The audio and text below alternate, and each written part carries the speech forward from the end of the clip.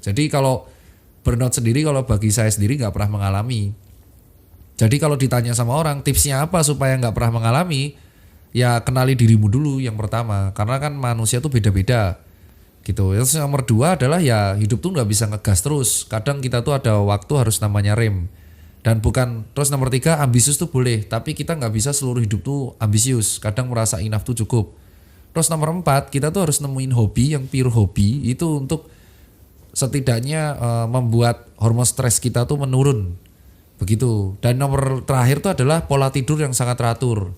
Nah, pola tidur teratur ini itu sangat berpengaruh banget pada level stres. Kalau misalkan orang itu tidurnya berantakan, rata-rata dia akan mengalami level stres yang lebih tinggi dibandingkan orang sekitarnya. Nah, kalau ditanya nih, orang-orang yang cenderung mengalami burnout itu yang seperti istilah sekarang terlalu banyak pikiran, beban masalah, sehingga dia sampai junek banget dan masalah ini tidak ada endingnya, tidak ada solusinya.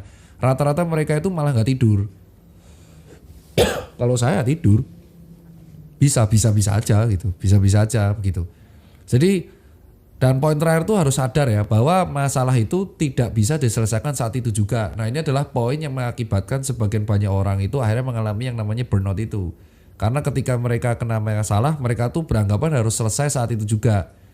Nah kalau masalahnya satu kan nggak apa-apa. Masalahnya kan semakin kita tua atau semakin level kita tinggi, itu pasti akan masalah itu akan datang berturut-turut dalam jumlah bersamaan, jumlah banyak dan saat bersamaan. Sehingga yang terjadi adalah kalau kita memaksakan untuk menyelesaikan masalah itu saat bersamaan semua, ya itulah akan meledak pasti over exhausted otaknya gitu. Dan paling bagus ya kita harus tahu bahwa ya nggak masalah selesai besok. Yang penting tidak tertunda tapi satu-satu. Itulah namanya pentingnya skala prioritas.